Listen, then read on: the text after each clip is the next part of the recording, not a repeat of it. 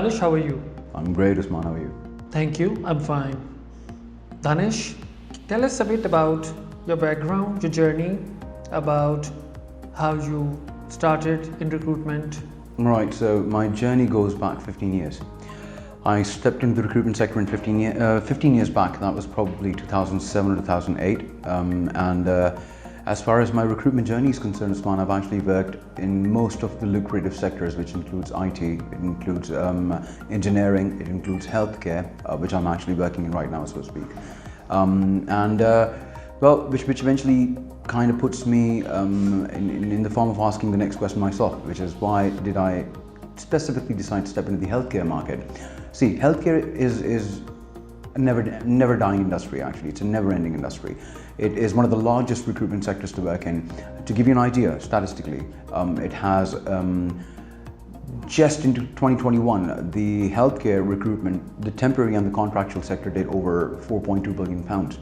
I am not even going into the details of discussing what the permanent recruitment market did in the healthcare sector. It's just the temporary and contract market. And to give you a broader perspective of how this industry looks, just the NHS houses approximately 1.5 million people as employees. So if you're just dealing with the NHS as a client, it's so big in size that you won't be able to fully cater to them. To give you another idea of how big this industry is, there are a little over 27,000 agencies in the UK with a survival ratio of 73%. Now, the reason why 73% of those 27,000 somewhat agencies survive is because the industry is huge, it's massive. So I guess that answers your question and the question that I basically asked myself. Okay, so let's talk about DRC. Okay. How did your path cross with DRC? I think you would not deny that we can't basically, when it comes to DRC, we can't discuss DRC without discussing James Caan, right? So as far as James Caan's concerned, this yet again goes 15 years back. It's a one-sided story because obviously back in those days, I was reading a lot about James, I was following him, but he didn't know that I existed. So when I stepped into the recruitment market, I started reading about people who've really made it big in the recruitment industry. The reason for that is I really wanted to basically see the kind of decisions that they actually made, and if I could replicate 10 or 15% of what they did, I'd still be way better than who I was earlier when I started in this journey. So James, I think I would not be lying if I say that he is easily the godfather of recruitment. He is the biggest recruitment entrepreneur in the UK. To give you an idea statistically, he has his first company, Alexander Mann, he started. Hundreds of employees, offices across 20 countries, and he sold it for hundreds of millions of pounds. To give you another perspective of what he's doing and what he's actually done so far, he's literally sold 14 recruitment businesses so far. He's currently invested in 37 more. So that would basically give you the size, the idea of his massive empire when it comes to recruitment. Nobody knows as much as he does. He's been in this industry for more than 40 years. So I really wanted to kind of basically just connect myself with him somehow. So recently, last year, I kind of had the opportunity to kind of pitch him the idea of how the Pakistani market looks when it comes to RPO models, outsourced recruitment processes. And I did tell him that I've actually been working in the industry for the last 15 years, with most of my experience falling in the healthcare sector. Now, luckily, he already had a business. As I said, he's got a lot of businesses, so having a business in healthcare is not a big deal. He already had a business under the name DRC Locums that he was running since 2001. He came up with the idea that we could basically kind of replicate the same exact level of results and open DRC in Pakistan as well. And then I think it was near about the end of 2021, we kind of jotted down the details of how we do this, and January we successfully started DRC in Pakistan. And today we are in the Lahore office, we've got approximately 25 or 30 people working with us. It's just been a couple of months. We have been smashing the revenues, we have been smashing clientele. We've got near about 3,000 to 4,000 clients that we are working with. We have generated value and we've pretty much generated those clients through the level of service that we are offering them. So the plan has basically matured now. We are well on our way to step into Karachi in August to September this year. The plan is to basically make Lahore our head office and have our CRM, compliance, data entry, sales housed here, along with all the other recruitment consultants that we have, and in other cities. Our plan is to basically go to 5 major cities in Pakistan, including Karachi and Islamabad. and build a staff base of anywhere between 200 to 300 employees. And I have no doubt, because failure is not an option for me, to be honest, Usman. So I have no doubt in my mind that within the next 5 years, 3 years, so to speak, we are easily going to be the largest healthcare recruitment company in Pakistan.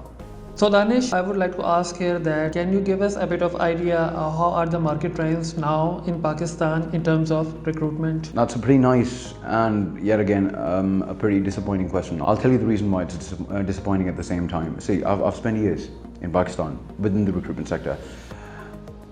Most of the companies that I've actually come across are literally dealing with this industry as a call center, where you're provided with a script, you're asked to dial approximately 300 to 400 numbers a day.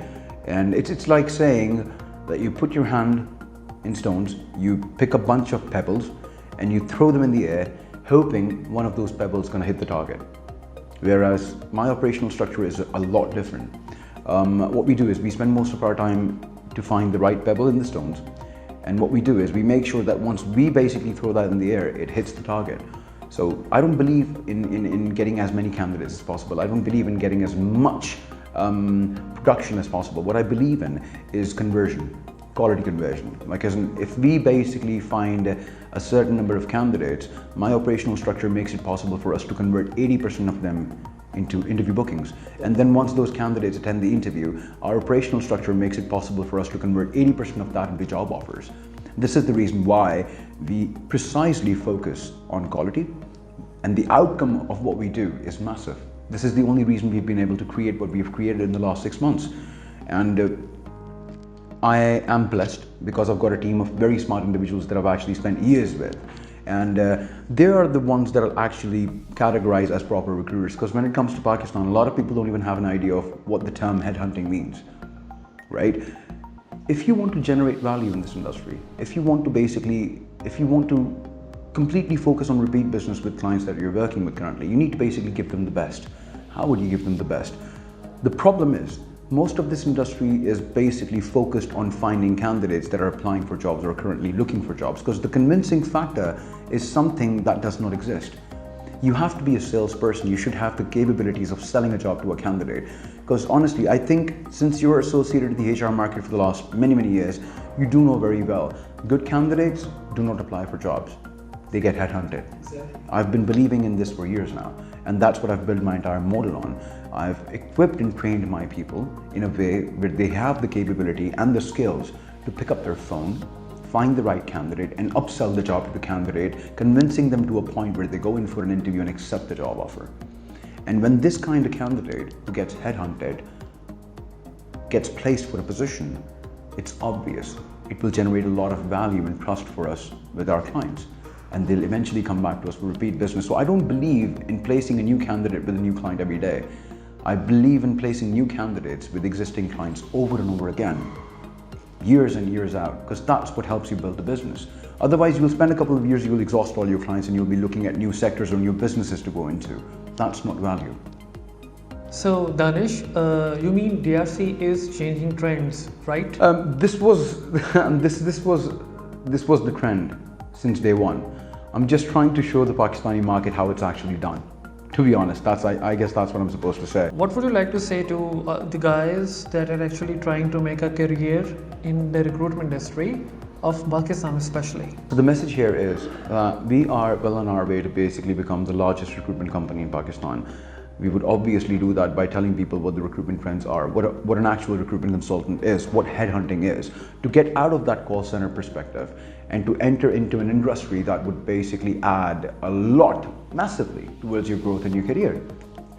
So earlier you said that you have a team of 25 individuals, 25 superstars in your team. How many are recruiters? Okay, to give you an answer to that question, let me give you an idea of what we are. I personally feel that your business is not built upon structures, it's not built upon pretty furnitures, it's not built on air conditioning systems and pretty lightings, it's based on people. People are what basically build your business. I'm really lucky when I say that I've got one of the best recruitment talents in Pakistan working with me in DRC.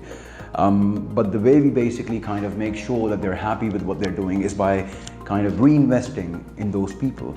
Our recruitment, as in the industry, I'm not sure if you're aware of this, but the industry trend is to give a couple of ₹1,000 on top of what you place, regardless of whatever the invoice amount is or whatever the capital of that particular placement is. What we do is we give them a certain percentage on the gross income. So as soon as they place a candidate, we put that percentage on the invoice amount and we give that to the recruitment consultant. That must be in thousands and thousands. It's in hundreds and thousands actually. Along with that, we've been crazy. We've actually been distributing iPhones, AirPods, PlayStation 4s, just to kind of continue the kind of motivation that we started DRC with, and to make sure that we can prolong it as much as we can, to build the idea that we've started this company for. And honestly speaking, you can either build your business or you can help others build theirs. But if you've got a good incentive plan and you're literally giving people a percentage on your earnings, you're giving them a feeling that they're not just building a business for you, they're building a business for themselves. See, if I talk about having 200 to 300 people in the next 3 to 4 years, I can't manage them alone. I can't be the hero. The idea is to basically, in fact, let me rephrase this, in order to basically manage a staff of 200 to 300 people, I need top 20, 30 or 40 people with me who I can embed within that structure and make sure that it stands strong. So the people that are working with me right now are the future leaders for this company. Sitting with me are technical directors in the future, non-technical directors, city managers, country managers, operations directors. And that's how we'll be able to see. The point is, if the base is strong, I can easily build a structure on top of it. And with the kind of backing that I have from people like James, our staff in India, our staff in UK, as I said, failure is not an option. I can't find a reason why we've not basically put a dent in the market, and a pretty big one. So, thank you for your time, Danish. Absolutely.